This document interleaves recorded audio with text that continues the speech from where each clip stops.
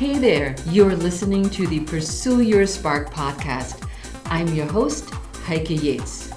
We're here to help you live a healthy, fit, and confident lifestyle with tips, strategies, and interviews. Listen to the most inspiring women and how they dared to live the life they dreamed of and handled roadblocks in their path. Well, hello there and welcome to the show. I just got back from the most amazing vacation. We spent almost 3 weeks in Australia. It was one of the best vacations we've had. And we explored the east coast of Australia. And Australia is huge as when you look at the map and you just picture where we were just on the east coast from Cairns to Sydney to Melbourne. It's a big country, and to get from one place to the next you fly a lot, or we took a train at one point and we rented a car for a little bit. But it's so big that in order to see a lot or as much as possible within 3 weeks, which is also already a long time, you need to fly. And that meant that we weren't exercising nearly as much as we normally do in our regular life. So we made sure that we got some of our runs in different places where we were staying. We went snorkeling, so that was really fun. And we tried to walk as much as possible and stayed in places where we could walk, like town centers, like in Sydney, would walk 15-20 minutes to pretty much all the sites that we wanted to see. But still, it wasn't enough exercise. So now I'm back home for about a week and I need to get myself motivated to go back on my regular schedule of exercise.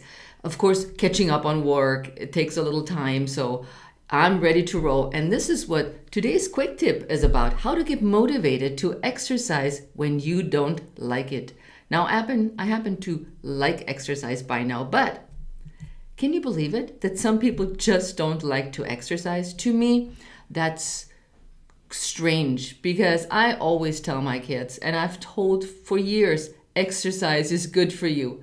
But that doesn't mean that you have to like it. You know, I grew up not liking exercise for various reasons. One was I was really overweight. It was hard because I was overweight. My parents didn't encourage me to exercise. All they did was walk, so there was not much encouragement. And I didn't want to look stupid in front of my peers. I was overweight. It was hard. I was not good at it. And I was really never good at any of the sports at school or in real life. I was not an athlete as I am right now. But that changed when, after my first son was born, I had gained a lot of weight, a lot of weight. And not exercising much before that, believe it or not, I said, okay, how am I going to get all this weight off? How do I get in shape? And my friend at that time dragged me to the YMCA and said, they do everything we like. They do dance classes, they do weights, and they get rid of our weight and the gut with all their programs. So I thought, all right, I'll give it a try and see how that will work out, because not in a million years would I've imagined to be in an exercise class. Needless to say that years later, I started actually teaching it, and that's how I got into fitness. But once I got to this class, I thought it was so much fun. I had a goal. Every week I would go and I bring my weights and my mat, and they would teach the classes. And I just loved it. And I did slowly but surely lose the weight, got into more muscles, I built more muscles. And I just started loving it and made it my business and my lifestyle. But reality is, just like today, while I'm recording this, afterwards, I'm going for a run. This is the plan. I'm already dressed, if you would see me. And so I'm going to be going out and doing my run today. It's still hard some days, but of course, I have my systems in place, and I'm sharing those in my quick tips today. So in this quick tip episode today, we're talking about why motivation is not going to make you like exercise more. And number 2, how to look at exercise in a different way. And 3 steps to get you moving even if you don't like exercise. One of my listeners, let's call her Brenda, that's not her real name, but I want to protect her identity, shared this with me. I don't make exercise a priority because it's not fun. I should be less stressed because I work from home, but I'm not. It should be simpler, but honestly, I hate sweating. She's not the only one out there. I often assume that everyone wants to exercise, no matter how much or how little, but why wouldn't you want to exercise? The benefits are clear, and research results support that you feel better about yourself, you sleep better, you stay leaner, you are less stressed, and you stay healthier and stronger as you age. So a win all around. But why aren't those benefits enough to get somebody like Brenda motivated to start exercising and not just think about it? She is motivated because she knows it's good for her and that she should do it, but still nothing happens. She thinks of exercise as not fun, and she hates to sweat. 2 big reasons why she is not motivated to exercise. Thinking about it simply just turns her off, and she goes and does what she rather wants to do. But deep down in her gut, she feels defeated, and guilt still lingers because she thinks she should do better. She should like exercise. She should be wanting to do this. Does that sound familiar? So let's dive in. Why motivation is not going to make like exercise more. So in Brenda's case, she might be motivated if she found something that's fun and that didn't involve having to sweat. She's motivated enough to think about it, but then gives up because it's not fun and she hates it. And exercise is not a priority in her life. She might just enjoy reading rather than moving around. So look at why you're not motivated. What is it that you lag? Even if you're motivated, why isn't it that you get going? Why isn't it that you just go for it? And let's look at exercise in a different way. It is true, it takes effort to start something new. You have to go somewhere, you may have to buy clothes, you're not sure what kind of clothes you need for this particular exercise, and you actually need to get your buttski out of the seat and get going. An exercise might not feel good in the beginning, and it's hard and it's complicated and it's something unfamiliar, and we may have some fear of starting this new thing. God knows what happens if we actually do something that's unfamiliar, that's new, that might be hard in the beginning. What would you think about if you wouldn't think about exercise as being exercise? It's a crazy thought. So if you think about exercise as in another entity, it's not exercise, it's just something that is part of your day. Crazy.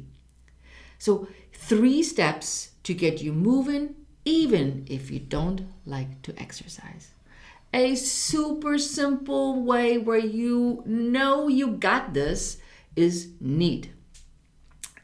And that's NEAT, non-exercise activity thermogenesis. That's a mouthful of a word. So NEAT, I love NEAT. It's just a cute word, and I'm German and I like neat, to be neat. Anyways, what is neat? Currently, I'm sitting at my desk recording this podcast and I'm tapping my toes. So I'm tapping my toes just because I can, and that is neat. Non-exercise activity thermogenesis, something that's not a planned exercise.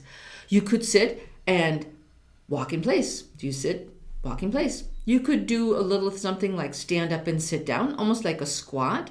You could walk around your kitchen aisle as you're cooking, or you park further away from your destination. You dance around in the kitchen. These are all forms of exercise. They are fun. They are not planned. You don't have to get an extra outfit to dance around in your kitchen.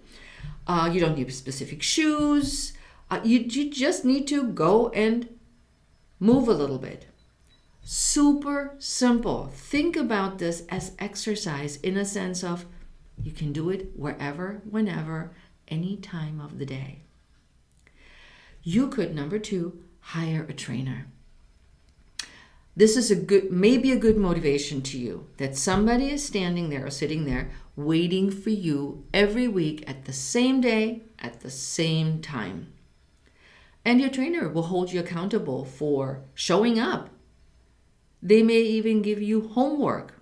From my experience, some of my clients have good intentions and they are motivated to do homework, but it just never happens. And they go, Heike, I don't know why it's not happening.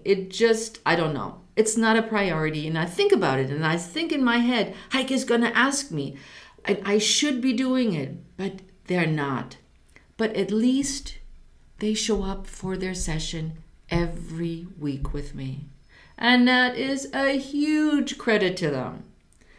It's not going to completely change the way you look if you're wanting to lose weight, but it's a start. And this start of accountability and the first steps of feeling better when you're starting to work out, little, big, whatever this trainer has designed for you, specifically for you, just like I do with my clients. I design something that's fun for them. I know they like it. They feel challenged, but not too much that they feel frustrated. And I know they come and they look forward to seeing me and looking them in the eye and go, alrighty, let's go and get that workout on. So hiring a trainer, yes, it is an expense, but it's for your health. And lastly, you could join a group of motivated women that help you moving by making it a social event. I remember when I was training for my first marathon. Yeah, I know. I'm not talking about that you should train for a marathon, but I always had a group that met twice a week. Once a week for a track workout and the other for a long run on the weekends. So they held me accountable, number 1, for showing up, or I got an earful from them if I didn't show up. And then we started talking as we were running. That could be walking. It doesn't matter what it is. It's a group that says, come on, let's do this together. Let's exercise. Let's talk about things that bother us, that make us happy, share stories about our kids or about husband, the latest recipe. No matter what it is, it will help you be accountable. It will help you get moving. It will help you de-stress and make new friends. So look around in your community. If you see some women walking in the morning, I know at 8 o'clock there's a group that goes out every day at 8 in the morning and they're having a blast. So what do you think? Could you now start out exercising even if you don't like it that much? Even if you think it's harder than you thought it actually could be? So apply my 3 steps. These strategies work, ladies. It's neat, dance around the kitchen, hire a trainer, and join a group of motivated women that help you get in shape, de-stress, and have a blast. So what do you think? What would help you get moving? I'm not talking about motivated, because I know you're motivated because you're here listening to me. But just do it. Head on over to Instagram and tag me at Heike Yates to share your thoughts. And please subscribe to my podcast and review. If you want to stay up to date on the latest episode and strategies, subscribe on iTunes, and you will be one of the first people to know about when a new episode drops. And I would love it, of course, if you wrote a quick review. It helps to get the show known more and have other people listen to it as well. And don't forget, if you want to dive deeper into each episode with myself and others listeners and receive exclusive bonuses related to the show, join the Art of Igniting Your Spark Facebook group.